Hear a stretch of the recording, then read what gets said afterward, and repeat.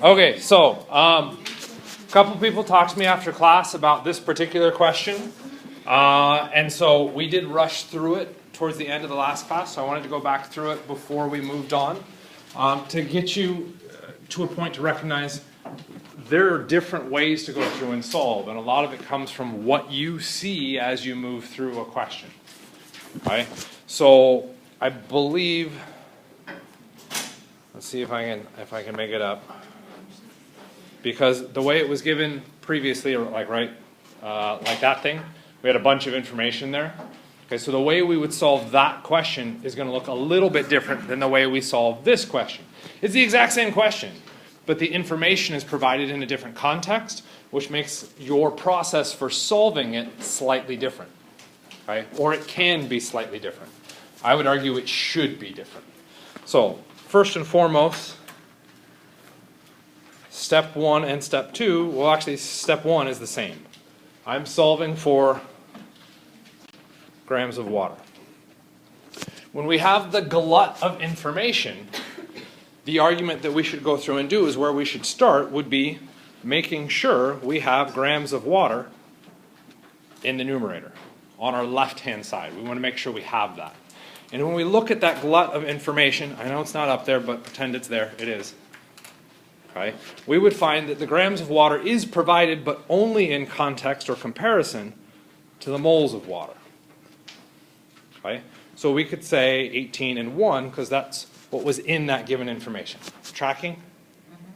Okay, I know we're starting late and I'm running into this. Okay, so the problem with that is we introduce moles of water, so we could go through our glut of information and say, how do I get rid of moles of water? Okay, well, in the glut of information, we can see moles of water is only related to moles oxygen gas, and it's 2 to 1. Okay? So that works to help simplify out the moles of water as a unit. Okay, but now I've brought in the moles of oxygen, and I don't want moles of oxygen, so I would go through my glut of information to find out how I could get rid of the moles of oxygen. I found out I could get rid of the moles of oxygen by relating that to the grams of oxygen. Okay, that, I believe what it had on the slide was 16, which was wrong. It's 32. Okay, so let's just stick with 32 because that's the correct information, and we'll talk about where these things are coming from in a little bit. Okay, and then I bring in grams of oxygen. I don't want grams of oxygen, so I need that unit to cancel, and I find that in my glut of information, I'm told that it's 9 grams of oxygen. Okay, in the denominator it must be 1, otherwise it's not 9 and it's 9 grams. Roughly approximate what you remember up there. Okay? So in that process, the reason why we picked each of those conversions, there was a logic. I started with the 18 grams of water per 1 mole of water because that gave me grams of water, which is what I wanted for an answer. Because I had that information, I could now start with that, and that's what allowed me to organize each of those subsequent conversions. I was trying to get rid of a unit that I brought in. Kind of, sort of? Is that a yes? That would be a yes. What happens when we switch to the new format of the solve? Okay, well, when we go through and look at that equation, we should do a very similar process. Okay, and because I want to try and do this at least 2 different ways.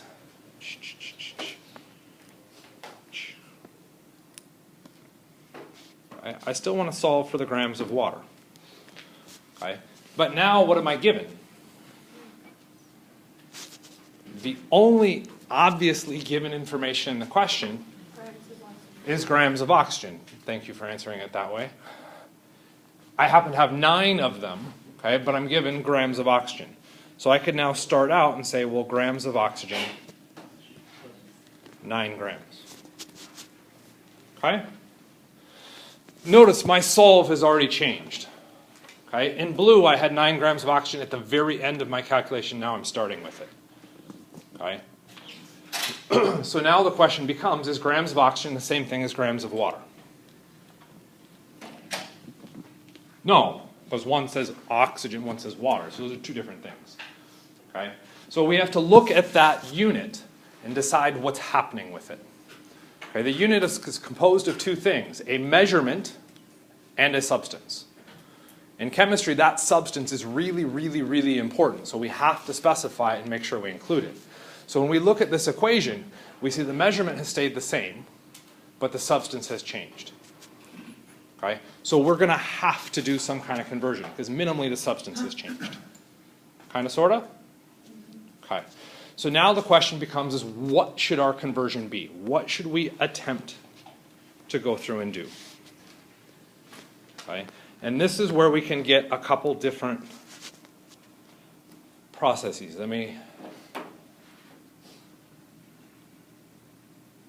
Yes. I'm trying to make sure that the logic for what we pick makes sense. Okay, so we're going to look at two different kind of logics behind this. When you go talk to a tutor, or you go to the stoichiometry, which is what we're doing here is stoichiometry, okay? Session at workshop library, thank you. Okay. They've got this thing called the mole wheel, and it's neat, it's fantastic, but to me it looks like some arrow Trojan horse of death. Okay.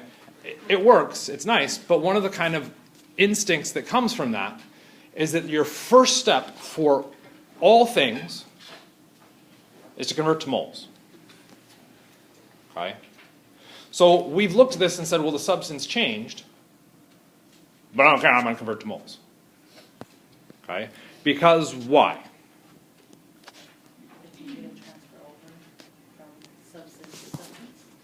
That's actually not the why. Why should I convert to moles? Okay? And that's a valid reason why, and we'll talk about that in a second. Why should I convert to moles?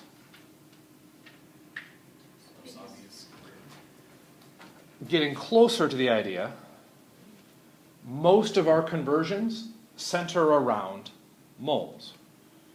Okay? So I'm going to convert to moles, okay, and moles of oxygen, because I can't convert to moles of water. I can't get grams of oxygen into moles of water. That's a measurement conversion and a substance conversion. I can't do both of those at once. I can only do one at a time.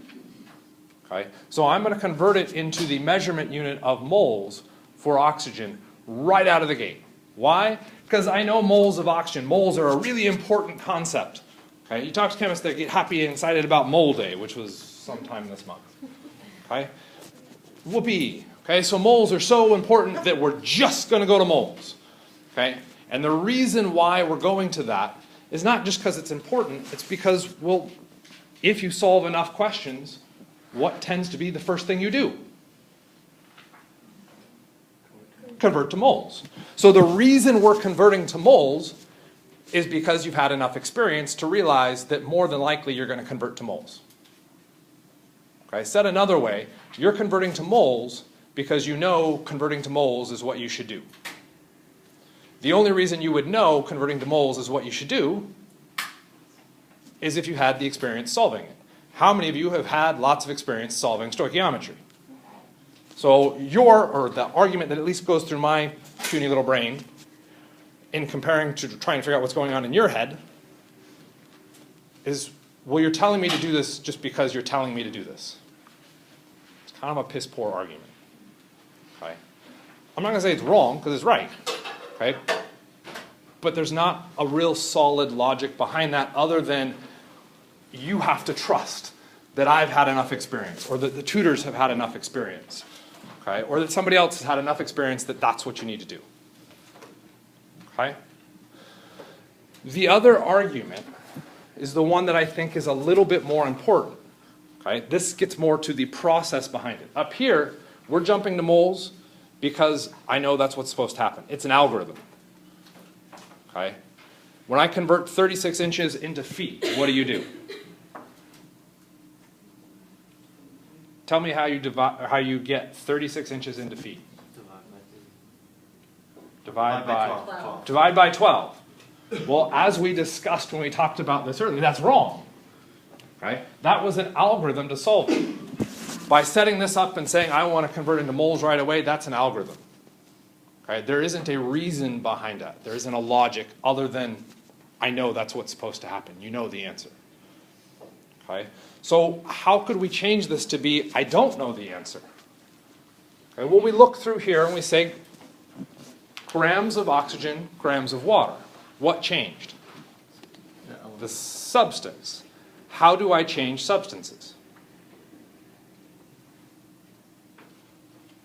How can I take bicycle tires and turn them into a bike? I combine them with a frame. You know that because you've seen a bike. You know roughly how to put together a bike, okay? At least at that crude scale. You have that visual context. Do you have a visual context with chemistry?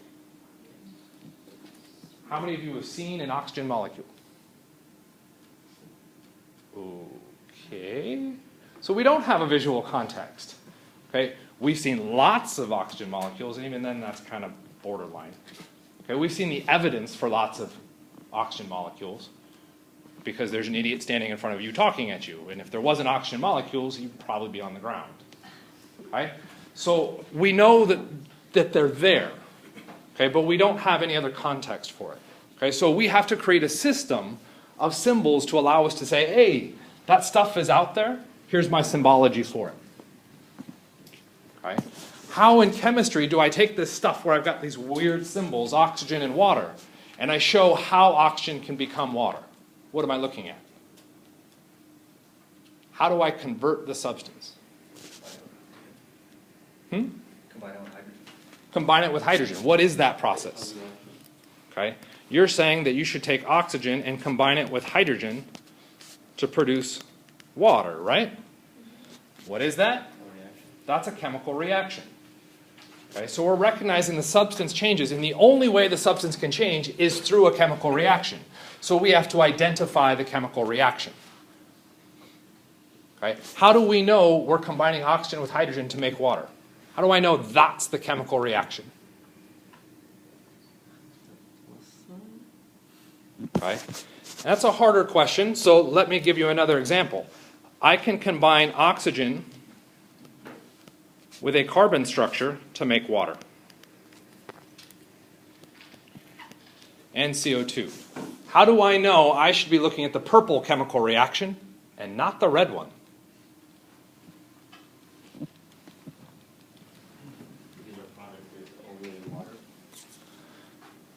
I kind of accept that. How do you know the product is only water? That is the only thing that is on the product side? No.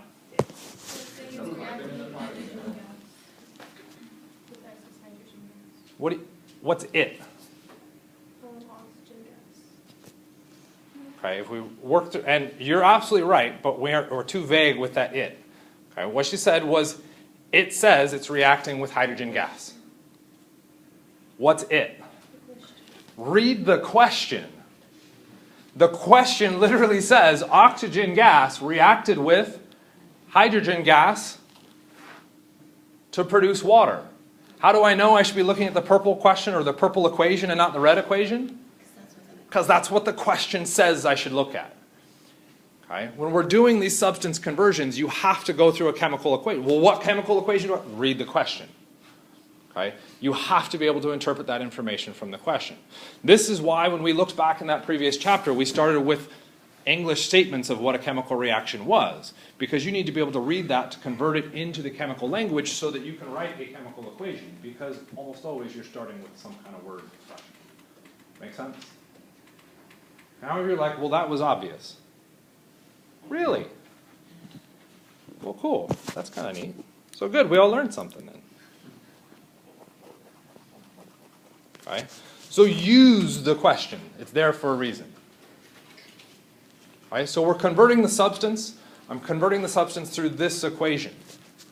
What units are associated with that equation? Okay? Moles is a valid option. What's another option? Grams, unfortunately, not. We can't use grams. Okay? And the example I'll keep going back to, I give you 2 bicycle tires. How many bikes can you make? 1 bike. Okay? I give you 50 grams of bicycle tires. How many bikes can you make? You have no clue. Okay? Because your chemical equation for building a bike refers to the counting, the number of those pieces. A mole happens to be a massive number of those pieces. So as long as I'm looking at a number of pieces, moles, that works. Okay, what's the other unit that we could be using for counting? The number of elements. Right idea, but I go 2, 4, 6, 7 elements. Number of individual pieces. How do we name a piece? Molecule. Okay, so we could look at the molecules within it. Moles and molecules are related. Moles is a large number of molecules. So a molecule is the individual piece. A mole is a whole bunch of those pieces. Okay, so moles is a useful unit. Okay, because that allows me to convert the substance. Okay, so I could go through and say, well, since I know the substance must change, I know the oxygen substance needs to be in the denominator because I need it to cancel out, and the, not quite yet, but yes. What other substance do I want? Water needs to be in the numerator because it shows up in the numerator at the end, right? What unit is tied to those substances? Moles. What number is tied to those, or that conversion factor? Where would I find that number? In the equation. So what does my equation say those numbers are? What's that amount? The equation only gives you the numbers if it's properly balanced. Is this equation properly balanced yet? No. So again, we have to read the question, come up with the pieces to get the equations, then balance the equation so we have the coefficients so that we can do the conversion factor so that we can start the next one. Okay? So if we go through and balance that, we should end up seeing that we need a 2 and a 2, which means our numerical relationship, what numbers needs to go in? 2 moles of H2O and 1 mole of O2. Where'd you get those numbers? The coefficients. The coefficients directly in front of that substance. Okay? Where do we get the conversion factor above? Grams and moles. From the periodic table. Okay, so if we go through and start to label where these things came from, B for balanced chemical equation. Okay? This one here would be periodic table. So for oxygen, what is my number? Or what are my numbers that go into that conversion? 1 mole of O2 for 32, but oxygen says it's 16. There's 2 in the formula. Okay, the periodic table only tells you for a single atom. It doesn't tell you for the whole compound. So we would need 16 times 2, right? Okay? So, different conversions for different reasons. First one, because I know moles are important, let's just do it. Okay? Second one, I know the substance needs to change, I'm going to put in the substance conversion. Okay? So I've got the substance conversion. The tricky part with the substance one is the measurement unit. For the substance one, your measurement unit must be moles or molecules. Okay, we can't do grams. The chemical equation doesn't give you that. Okay, so let's focus now on the top one. Okay, if we look at our units, grams of oxygen cancels. I would have moles of oxygen. Is moles of oxygen my answer? No, so what do I need to do? I need to get rid of the moles of oxygen. Okay, I want grams of water. Can I convert grams and moles and oxygen and water at the same time? No, there's 2 separate conversions. I have to split that. So I'm going to go to moles of water. Okay? If you look back at your notes from Tuesday, okay, and maybe Casey can agree with this, she suggested something else, and it caused me to be like, blah. Okay? Because she saw something different. Okay? That's fine. She was right. Okay? It worked. I just didn't see it. Okay? I would argue it's easier for me to cancel that unit than to do it the way that she did it. Okay, where do I find the conversion factor between moles of two different substances? That goes back to my balanced chemical equation. And that tells me my numbers are 2 and 1. I would now have moles of water. Do I want moles of water? So what do I need to do? That unit needs to disappear, and I need grams of water. Where do I find that conversion factor? Periodic table. Okay, so I would go to the periodic table, and I would take hydrogen, 2 of them, times 1.01, sorry, this can get really crammed here, plus oxygen 16, and add that all up, and that looks really gross, so I'm going to delete all that. And I'm going to write instead 18 grams. Thank you for the sig figs over there, peanut gallery. 18.02 grams of H2O is 1 mole. Okay, what happens with our units? Moles of water cancel, and we would end up with grams of water, which is exactly what I wanted. So I could now run the calculation through. Notice with the bottom one, we haven't finished it, right? If we look, what's the problem with this conversion? In the bottom case, what have I done? Your grams of O2 don't cancel. I haven't canceled any units. Do I know this conversion factor has to happen? Yes. Yes. Why do I know it has to happen? Because you have to convert The substance, oxygen, what I started with, has to change to water. I know that conversion factor has to happen. Okay, so now what's my next step? Cancel out the mole. Okay, cancel out the moles. Moles of what? Okay. We could do either. Both moles of water and moles of oxygen need to disappear. So it comes down to your choice. Which do you want to get rid of? Okay. The first suggestion that came out was the moles of O2. Okay. I'm not given the moles of O2, so I'm going to have to do a conversion factor. I'm going to have to relate the moles of O2 to something else. grams of O2. Why do you want to do grams of O2? You have to cancel out grams of O2. Because I know I still need to get rid of that unit. So it's keeping in mind where all those unit pieces are so that I can potentially go through and cancel. That's a pretty phenomenal conversion factor because that cancels 2 things all at once. That's pretty cool. Where do I find the conversion factor between the moles of oxygen and the grams of oxygen? That goes to the periodic table, and I would write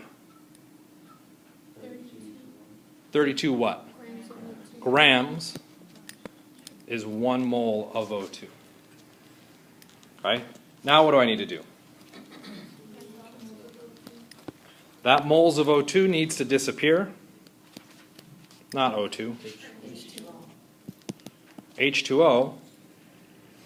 Okay, what do I want? Grams of water. How do you know you want grams of water? That's the end result. That shows up in our end result. Has grams of water shown up anywhere else? No, so it has to show up. Where do I find the relationship between the grams of water and the moles of water? Periodic table. Okay, so I go to the periodic table, and I would find the relationship is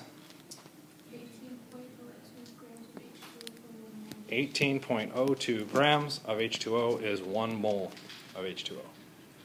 We set up all our conversions all the way through that. Moles of H2O cancel. The units we'd end up with are grams of H2O. Okay? Look at the top calculation. It was 9 divided by 32. Bottom calculation, 9 times... I didn't do the same thing. 32 is in the denominator. I am dividing 9 by 32. Okay? Times 2. Where's the 2? Okay? Times 18. Ooh, times 18. The calculation is all there. Okay? And this becomes the challenge, is what you see in your textbook is this line. Okay? The part you're responsible for is not this line of the conversion, but why did you put that conversion factor there? And why did you put it in 18 grams over 1 as opposed to 1 mole over 18? Okay? You have to know that reason why. Make sense? Okay. Kind of okay with conversion factors? You're like, okay, I don't want to deal with these for a little bit. Yeah? Good, because we're not going to do them for a little bit, like probably 2 slides. Okay. So we then jump into one of the later chapters, I'm not sure which one, I think it's 13, and we talk a little bit about water and solubility. So we've got Lewis structures, or molecular structures for water drawn out. Okay, if we wanted to make that one that's hanging off by itself out here a Lewis structure, what would I need to add to it? I would need the electrons around oxygen so that it has its full octet. Okay? So if I look at the molecule from this side, what do I see? I see electrons. Well, what charge are electrons? Negative. So if I look at it from that side, I see negative. If I look at it from this side, what am I seeing? I don't accept positive yet.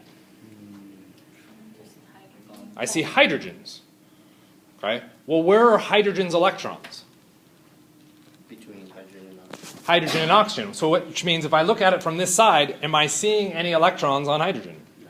Not really. So what am I seeing then? Nothing? If there's no electrons there, what would I see? Hydrogen. What makes up the rest of hydrogen? A nucleus. What's in the nucleus? Neutrons and protons. It's hydrogen. What do we see? A proton. Why do we not see any neutrons? Hydrogen doesn't have any neutrons. So I see protons. What charge were protons? Positive. So depending on which angle I look at the water molecule, so if this thing is now floating around in the world and I walk up to it, at one side of it, I could see this insane negative, right? And I see a nasty, evil pessimist. Okay, I see a lecturer. Oof. If I look at it from the other side, I see this positive, happy person. I see the tutor. I see lecture Mike. I see tutor Mike. Okay? Two entirely different personalities, but on the same molecule. Okay? Because we have those two different personalities, we can get different interactions. Okay? Water's cool because of that. It has that two different interaction. It has that polarity associated with it. Okay? So if you lecture Mike, tutor Mike, we have a bipolar person. Right? Same thing's happening with water. We have two poles. We could call it a bipolar molecule. We don't use bi, we use Non-polar. bi means two. What's the other prefix we've used for two? Di. It's a dipole molecule. It has a dipole.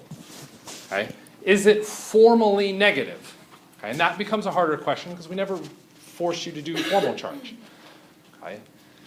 No, it is not formally negative. It is only partially negative. So I want to change my symbology here to represent that it has some negative character and it has some positive character, but it's not formally negative, it's not formally positive. Okay? It's not completely dipolar. Okay? It's only partially, slightly insane, but not like institutionalized. Right? How can I change my symbology to show that partial characteristic? Okay, partial means we're like changing, right? What's our symbol for change, particularly change in heat? The delta symbol. Delta is our universal symbol for change. Right? So we could go through and use a delta. But what did delta mean? Heat. So I don't want to use a delta here because that's now saying a change in heat charge. That doesn't make any sense. But I still like the idea of the delta symbol. So instead of it being a capital delta, it's a lowercase delta. Okay? Sure, big fire, little fire. Big fire, little charge. Right? And so we have a delta notation that's now referencing the charge. This is partially positive. This side is partially negative. Okay? Well, are charged things stable? No. That's why things react, to cancel out that charge. So if water has this partial negative and partial positive, what is it naturally going to do as soon as I put it into a system with other molecules? How does it react? What are those partial negatives going to try and pair up with? Partial positives. So when we go through and look at this side of the molecule where those hydrogen atoms are, we're partially positive. What is it starting to interact with? The oxygen. The oxygen of another atom, that side of it is partially negative. I'm having a partial positive interact with a partial negative. Okay? Because those positives and negatives are so large in the case of water, I invent a term to describe the strength of that interaction. Like, we never invent terms to describe the strength of the interaction. What is between hydrogen and oxygen in our little box? A bond. So when I point to that interaction, you're like, bond. Okay, it just came to you. Like, bond. Okay, how many of you knew that was called a bond before class? Okay, 2 of you. So we invented a term to describe that, and now you're accepting it as a term. As soon as we move here, at such a strong interaction, what do? We invent a new term. Okay? To represent it as a strong interaction that makes it different from the interaction between the hydrogen and the oxygen, shown as that solid line. Okay? We can use different symbologies to show it differently. Notice they're showing dotted lines. Okay? And they're making it look like hydrogens, which is kind of irritating. But they're dotted lines to show that it's not formally a bond. Okay? It's not that, because that's a solid line. Okay? And then we invent a term to reference it. Because I don't want to be like, that dotted line, that's a new interaction. That's a lot of words. I just want to be able to say that interaction is Bob. Okay? And now I can talk about Bob as the interaction between a partially positive hydrogen and a partially negative oxygen. Okay? Problem with calling it Bob? There's too many Bobs. I can't use Bob. I have to come up with a new name. I have to come up with a name that doesn't get overlapped with somebody else. Okay? So what name do I decide to pick? Well, what was important in this? I needed that partially positive hydrogen and that partially negative oxygen. Okay? The important part was that I had a hydrogen. Okay? That partially positive hydrogen. So I'm going to call it hydrogen. But it's an interaction, right? So I'm going to call it a hydrogen bond. Okay, why is that a horrible name? Is it a bond? It's a dotted line. Are bonds dotted lines? No. Why are we calling it a hydrogen bond? Because some idiot at some point in the past wasn't creative enough to come up with a proper name that doesn't get confused with actual bonds. Okay? It's unfortunate. It is not a bond. Okay? It is a very strong interaction. Okay? That interaction is so strong, it starts to become roughly similar to chemical bonds. Okay? But it is not a chemical bond. Okay? It is an interaction. Okay? So water does this to cancel out those charges. So when we look at water, it has a pretty massive superstructure where each of the water molecules all interacts very strongly next to each other. Okay? The thing that's neat about water is if I add something like salt to it, what happens? Well, what does salt have in it? Sodium and chloride. What is the charge on the sodium? Sodium would be our positive, and our chloride would be negative. Water's partial charges are so strong that what they can do is overcome the positive negative of the salt. Okay, how? I can put a whole bunch of oxygens around what? What charge are those oxygens? Negative. Negative. So what would they surround? The sodium. Okay. Those large partial negatives will all coordinate to that structure, generating, and of course I drew it so freaking tiny that, yeah, that just looks like a solid line, doesn't it? Is that better? Will generate lots of weak interactions. Okay? Those lots of weak interactions overcome the strong interaction between the positive and the negative in the solid. If they overcome it, what happens? Breaks them apart. It breaks them apart. If they break apart, what have they done physically? They dissolved. And what we end up with now is sodium ion dissolved in water, also known as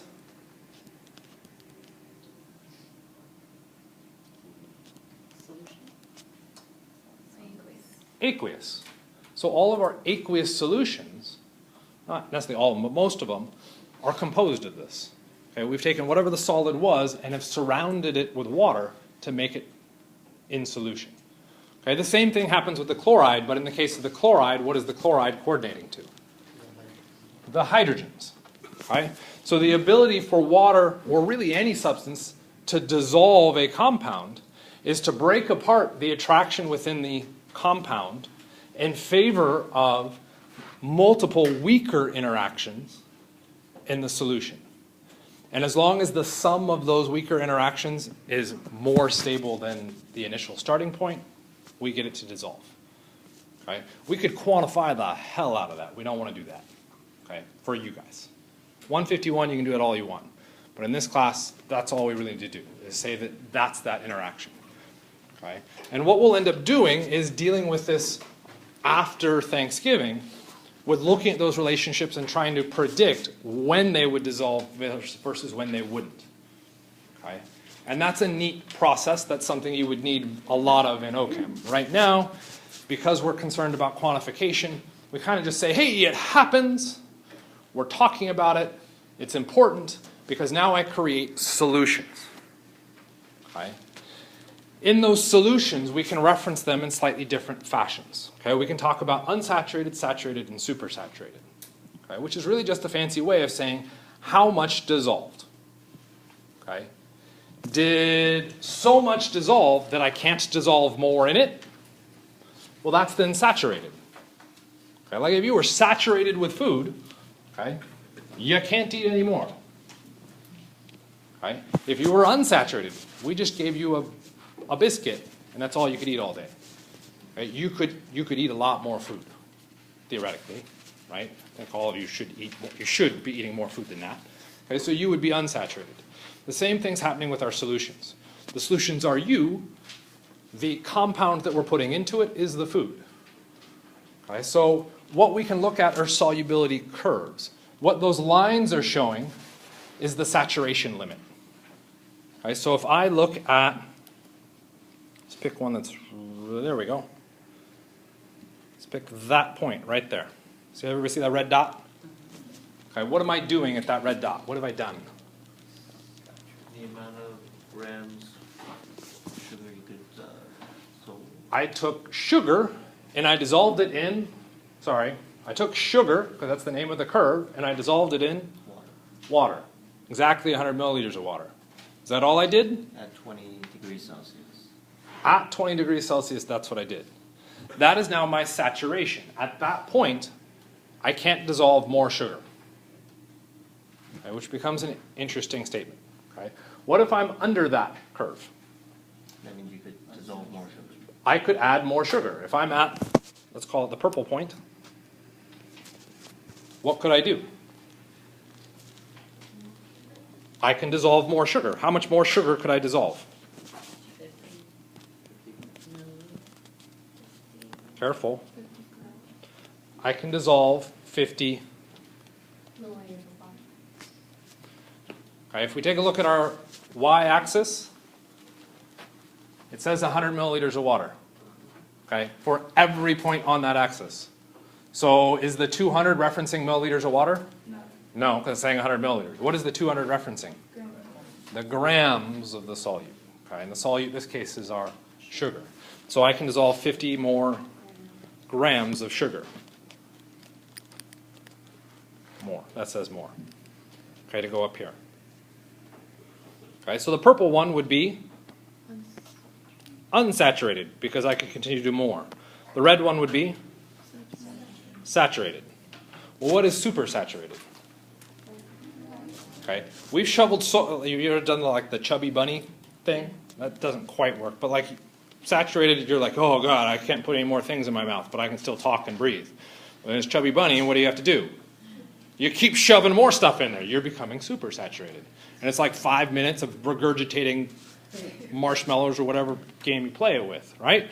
So you're looking at your supersaturated, You've put in more than you could possibly fit. Okay. I've now put in 300 grams of sugar. This is beyond the limit of water. Water can't hold that in there. Okay? So in theory, what would I see if I somehow made it to that blue point? Okay, I tried to put 300 grams of sugar into 100 milliliters of water at 20 degrees Celsius. Undissolved sugar. I would see undissolved sugar. There'd be sugar that didn't dissolve in. Okay? But if that's the case, then it didn't dissolve in. Really what I have is a saturated solution and a bunch of extra sugar. I'm not actually supersaturated. Supersaturated means the sugar's in the solution. It's dissolved. How do I do that? But if I increase the temperature, say, to ballpark, because we're doing 300 grams, what is that, about 65 degrees? Okay, so cool. Now it is saturated. Okay, but it's saturated. I want it supersaturated. You cool it down. If I cool it down, and I cool it down slowly, okay, and properly, what happens? You have supersaturated. We can trick the sugar to stay in solution. Okay? And we could get a solution with 300 grams of sugar entirely dissolved. Okay? And to trick things, we usually have to lull them into kind of a common sense. Like, if you're going to throw an April Fool's joke, you have to kind of like trick people into thinking that nothing's going to happen. And then you jump out and scare the bejesus out of them. Okay? So when we do that, we heat it up, and then we just say, it's cool, you're allowed to do that, and we just let you cool down. Oh, I'm not going to mess with you. Don't worry, just relax. The sugar then just kind of floats in solution and just goes, oh, okay, I guess this is what I was supposed to do. Until what happens? You move it, okay? Or you drop something into it. That scares the sugar enough that it goes, whoa, wait a second. There's way too many of us in solution. We need to fix this. So what do? They all come back together, or not all of them, but in the case of 300, roughly 100 grams of it all come back together and do what? Solidify. Okay? And we'd end with a saturated solution with a bunch of stuff left over. It's kind of a neat observation to see. It's one that in theory you saw the heat and energy lab, right? You guys remember the heat and energy lab? We burned nuts. Okay. Go to the very first part, part A. You remember part A? Okay. Where you did sodium acetate, trihydrate. Anybody actually do it? Right, you put the water in and then you burn it all. Yeah. You put the water in, you heat it up, and it all turns into solution, and then what happens? Then it crystallizes. Then you let it cool back down, and then you threw some crystals in. What was the action of throwing crystals in? Scaring the bejesus out of it. So what does it then do? It solidifies. Okay? That's that process. We created a supersaturated solution in that lab that then very quickly switches out as soon as we scare it. So for that, when that reaction occurs, why is it not only just the extra, like any stuff that's above the saturation point solidifies and everything else stays saturated? Why did the entire thing? That comes to the amount of crystals in that solution. Yeah. Okay.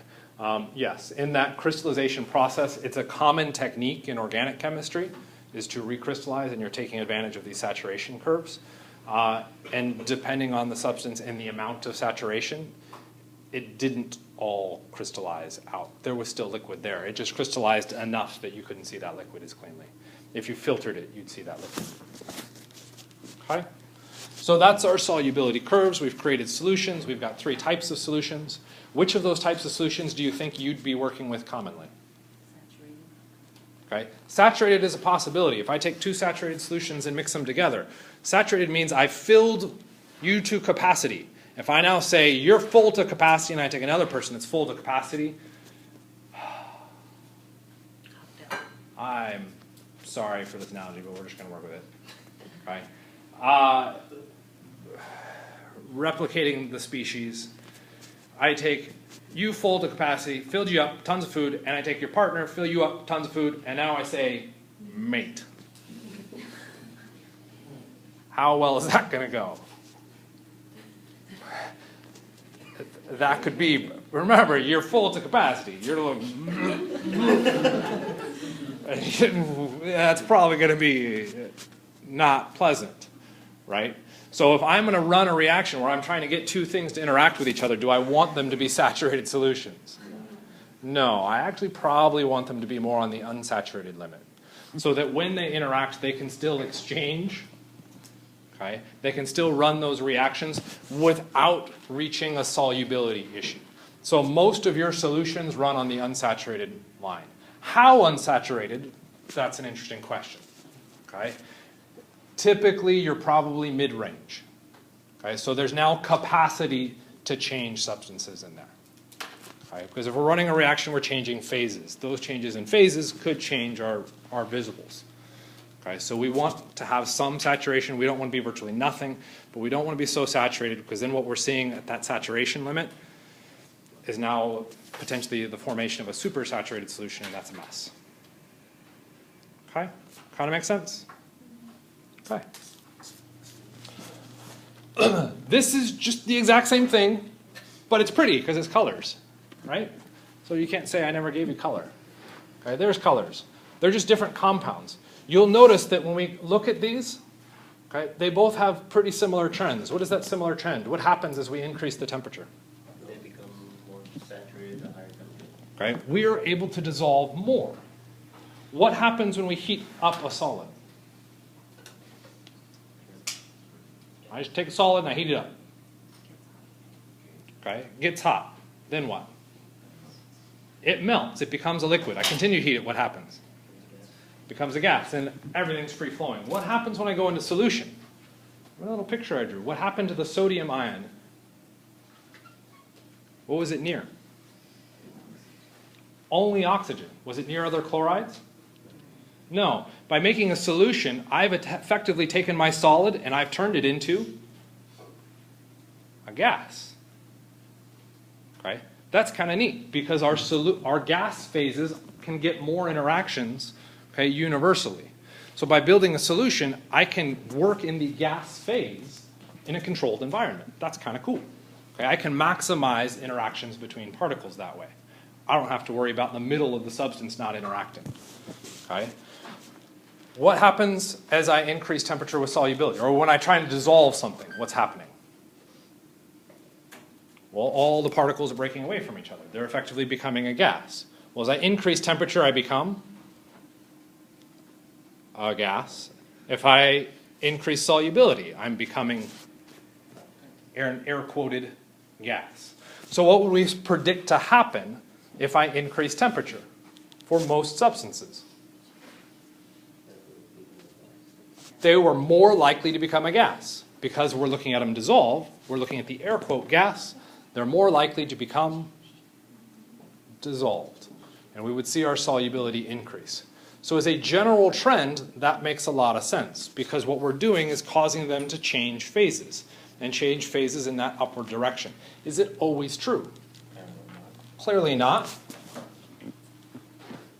For cerium sulfate, it actually decreases solubility. Okay? And what's happening is there's special structures going on there that change that solubility to interaction. Okay, so the ultimate idea is just to recognize that solubility is very heavily temperature dependent, okay, and it makes sense to be temperature dependent. Not all compounds dissolve at the same rate with temperature, okay, and some even go against trends. That's all I want you to get out of it. So how many think you should memorize cerium sulfate? Okay, good. Don't memorize that. Just some things go against the trend, most go with it. Okay? Okay, so we got these solutions. Cool. What do we do with them? Here's a reaction. What kind of reaction is that? Double replacement. So I'm running a double replacement reaction. Okay, in this case, I've decided silver bromide cures cancer. It doesn't. Don't do that. Okay, but silver bromide is this really cool compound. I want to make it. Okay, not only do I want to make it, I want to be able to know how much I can make. Okay, well, the chemical equation allows me to see how much I could make, right? Using what units? Moles. Cool. We've done that before. Okay, but when I go to lab, can I measure moles? No. Okay. When I go to lab, I measure grams. Okay, so what if I just say, you know, well, I can measure out grams, okay, just real roughly, of aluminum bromide, which I know I could convert to moles of aluminum bromide. Don't get too excited about writing this down, just because I see you writing. Which I could then convert the moles of aluminum bromide into silver bromide, moles, and I could then go through and produce grams of silver bromide, right? So I would know how to find each of those conversions. Where are all those conversions found? Last one, where is that found? Grams to mole, silver bromide. Periodic table. The moles to moles. The balanced chemical equation. The grams to moles. Periodic table. So I know where to find that information. I could go through and do this. It'd be like, fantastic, this is great. I could now predict how much silver bromide I make, and I could then actually convert that into dollar bills. Okay?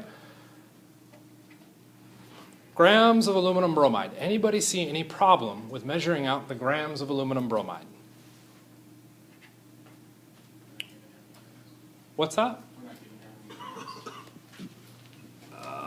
Use the equation to give me more context on that. Aluminum bromide is what? What phase is it? Aqueous, which means we're looking at the dissolved in water phase. Okay. If I measured out the grams, am I measuring out the grams of aluminum bromide? What am I measuring out the grams of? Aqueous solution of aluminum bromide. Aluminum bromide and water. Is water making me silver bromide? No. No. So I'd be using that mass incorrectly. Okay, so I can't measure out the grams of aluminum bromide. Damn it. Okay. It's in solution, so what could I measure? Milliliters. I could do volume, because that's a liquid. I can measure liquids very, very well. So I could create a new conversion factor that relates grams and volume. Okay? But that volume, is that volume just aluminum bromide? No, that volume is water and aluminum bromide. So this new conversion factor that I create, okay, I can measure out a milliliters of my aluminum bromide. But now here lies the problem. Okay, that milliliter amount isn't just aluminum bromide. That's also water. So I would need to relate that milliliters of aluminum bromide to something else. What should that something else be? What's the important part in that solution? Is the water the important part? Is water making me silver bromide? No. And yes, it's important. It's important in that I want to ignore it. I don't want to look at it. Okay? So what do I want to look at? Sort of. Be less measurement-y and more substancy. I want to be looking at the substance, just aluminum bromide, because that's the one that does the chemistry. What measurement unit should I pick? Okay, so we could try and pick grams. That's not a bad idea. Have we seen a mass per volume measurement before? Yes. Where did we see that before? Density. Does density apply to our solutions or to our substances? It's largely to our substances. And in the case of solutions, it would apply to whichever was there in the largest amount. So if we looked at the density of that solution, we're looking up the density of water, which isn't helpful. Okay? So this isn't a bad conversion. I could generate this. Okay? And that's not necessarily the issue. The issue is that those units could easily be confused with density. Do I want two different measurement systems to be easily confused? No. Okay? So that's a questionable idea. The other kind of questionable idea to go with that measurement system is that once I'm in grams, what would I need to do? Convert to moles. Why do I want to convert to moles? So you can get the grams. So that I can get to the moles of silver bromide. I need the chemical equation, and the chemical equation only gives me moles. So this conversion, while I could theoretically create one that would allow this conversion, okay, it's easily confused with density, and it means I have to do another calculation. You ask me, that's 2 strikes. We should move somewhere else. What other unit should we try and put in here for the creation of this new conversion factor? But what? Why moles?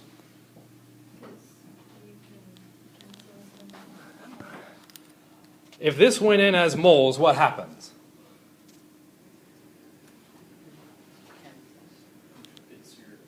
It would cancel immediately into the next conversion. Do I need an extra conversion? No. So if I could define this new conversion, I now limit the amount of conversion steps I have to go through and do. Okay? So I want to be able to define the amount of that substance in the volume of that solution. Okay? In a counting amount. So that when I measure out the volume of that substance, I now know directly, immediately, the counting. And once I've got the counting, I can immediately convert substances, and I can get that out to my other substance. That's pretty cool. Okay? So what you just did is exactly what somebody else went through and did. Said the new system that I want to be able to create, or the new conversion factor, is I want to be able to relate moles of a substance to liters of the solution. I said, well, liters, didn't you write milliliters? I know. But milliliters to liters is, yeah, fair enough. I wasn't going for 1,000, but you're right. A relatively easy conversion factor, right? So we could get away with doing that one kind of in our sleep. Like we are going, oh, it's 1,000, or it's 10 to the negative 3. Like, cool, you got that. Okay? So we'll write it out as liters. Okay? So that's what they decided to define that conversion factor as. Okay? So that's kind of neat. That conversion factor is something that we would have to solve for or calculate or determine. Okay? It could also be given to you. Okay? In the double replacement lab, anybody remember looking at the labels? Anybody actually look at the labels? Let's try that. Yeah, that's kind of what I thought. Nobody does. Oh, that's right. You guys didn't do it. Ding, ding, ding. Single replacement lab. Did anybody look at the labels on those? Whoa, we did, but just look. Actually, no. I can go all the way back. HCl, the hydrochloric acid. Anybody look at the labels for the hydrochloric acid? Did it? What label? Green on the bottom. On the bottle, yeah. What's on the Yeah. bottle? Yeah, but Okay. I don't remember. It usually says hydrochloric acid. That says hydrochloric acid. Okay, I'm working to become a doctor. I'm not, but Right. HCl, right? Right, and Right. there is a solution There was- percentage. There was like a thing in front of that, right? Right. Okay. That thing, someone may have actually said it. Okay. I'm going to guess it said a 1, and then it had this big capital M. What element is M? Oh, it's not an element. What the hell is that M? Guess what that M is?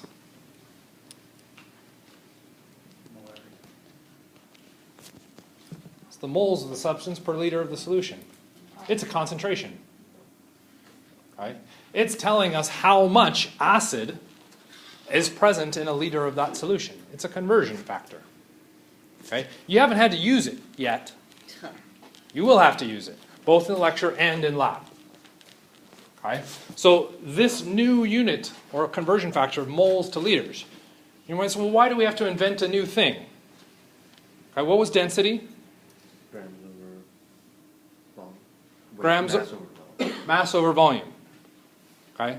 Mass being a symbol of I don't know, grams over volume. We'd even do V. And you said if we did grams over V, you would say that equals? D. What did you just do? You did exactly this. You invented a new symbol to represent that new unit. Okay, here it is. There's our new symbol. Capital M references moles over liters. That capital M is known as molarity. Just like Sherlock's worst enemy. Okay, number one enemy, something like that. Okay, that's our molarity. Okay, this is going to allow us to now take solutions and react solutions with each other. We couldn't just do solutions before because we didn't have a way to get them to convert to products. Because we were starting with grams. And if we measure a gram of a solution, that's not accurate. That doesn't tell us the substance that's in it. Okay? With molarity, now we can figure out the amount of substance there. Okay? So molarity is now just a conversion factor that allows us to work with solutions and equations. Whereas before, we were only working with masses in equations. Is there a problem with just using solids to interact with each other? What's that? Hard to mix solids. Why is it hard to mix solids? They're solid. The only part that interacts between two solids is what? The parts that touch. The parts that touch. On the outside.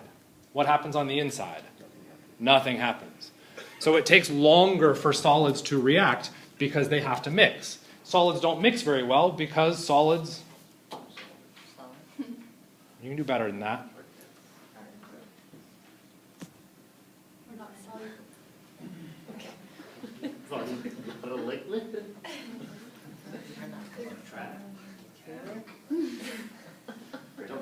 There we go. They don't move. Our solids don't move. So for them to mix, by definition, they have to move. Okay? So that's why we go into gas phase reactions. That's why we go into solutions, because both of those things move. Okay? So when we're looking at our solutions, we have to deal with this new conversion factor. It is molarity. It almost always gets reported as a capital M. So I would say 3.00 capital M. Okay?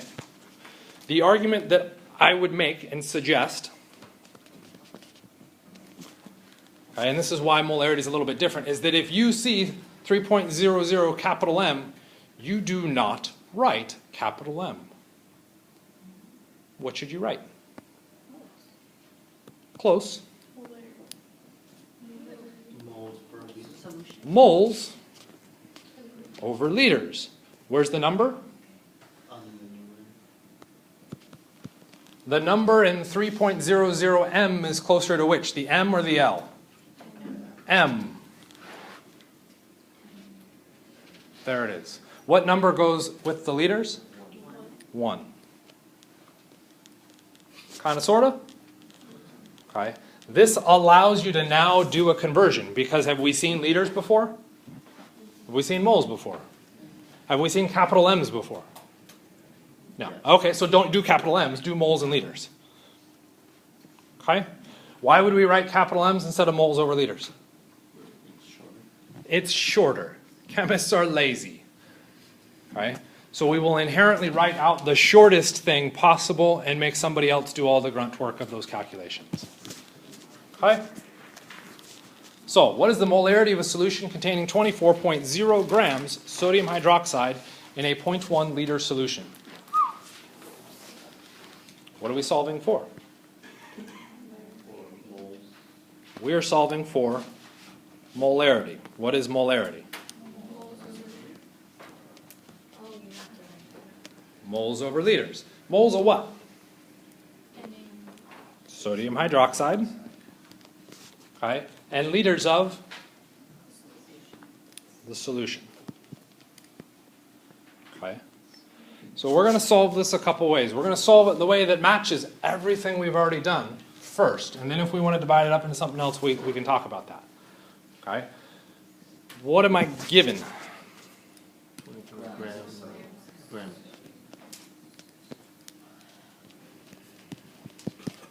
Okay, what else am I given?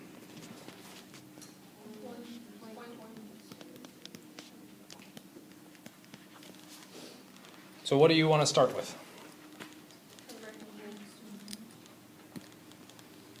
Remember, we want to try and match what we've been doing. Single line. What do I want to start with? 24 grams. Okay. Why do you want to start with 24 grams?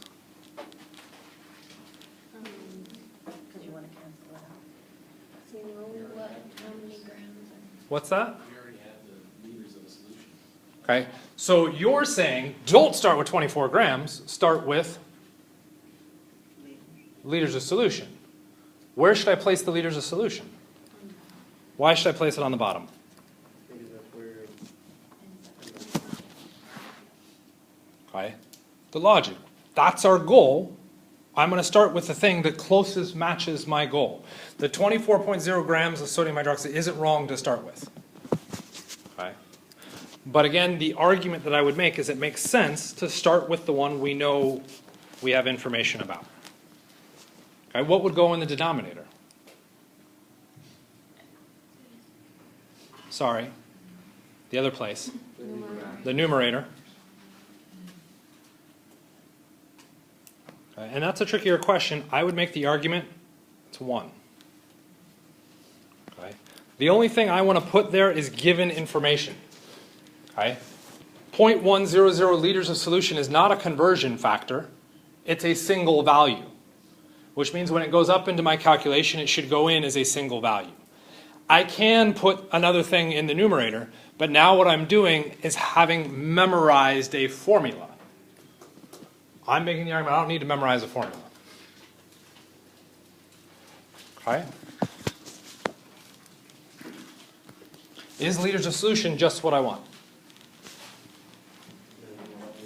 I want moles of sodium hydroxide as a substance. Okay, or in the numerator. Am I given moles of sodium hydroxide? No. Am I given something about sodium hydroxide? I'm given grams. So this is where we could argue, well, maybe I want to put grams of sodium hydroxide in the numerator. Why would I want to put it in the numerator? What's on the top? Sodium. The substance sodium hydroxide is in the numerator in our answer, which means when I bring in the substance sodium hydroxide as a calculation, where should it show up? In the numerator. Okay. Is that a conversion factor? 24.0 grams sodium hydroxide related to any other unit?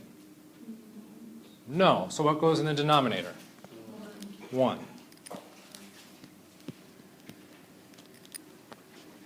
Okay. Would this Have to label anything beyond the 1. Are there any other units after the 1? Yeah, I think is what you're asking. right. Well, you tell me. Are there any other units associated with 24.0 grams sodium hydroxide? No. So are there any units there? No. Okay, well, all I'm doing is reporting the exact value given. Okay. If I ran this calculation, would this get me my answer? What's wrong with it? I wanted moles of sodium hydroxide. Okay, what else?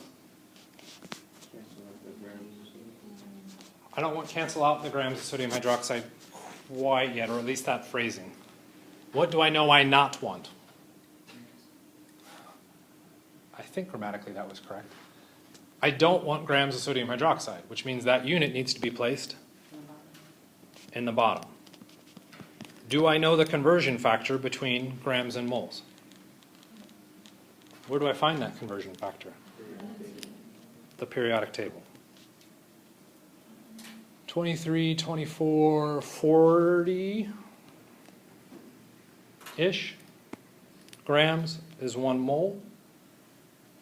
24 divided by 0.1 divided by 40, and I have my molarity. Make sense? One single line. Okay.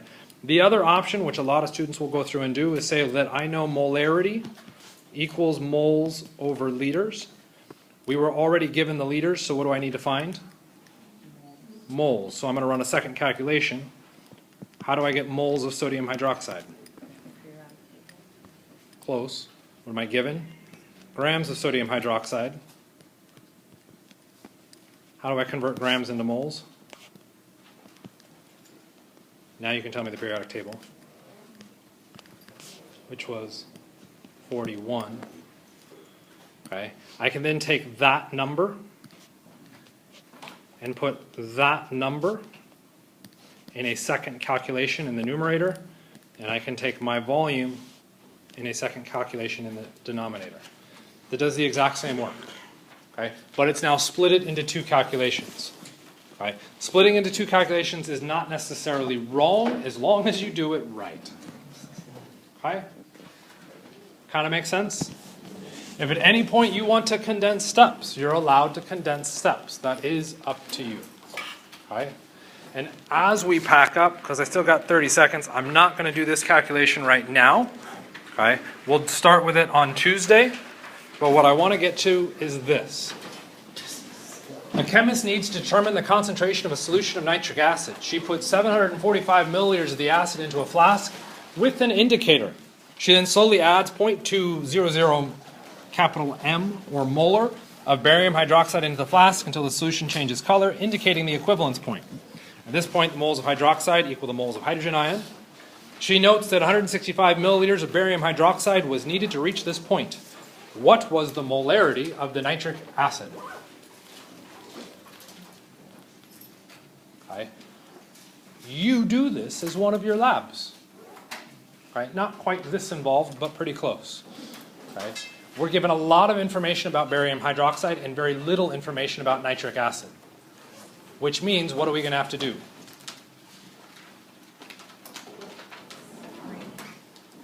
Sort of separated. I'm going to have to come up with a way to relate barium hydroxide to nitric acid. How would I relate those two?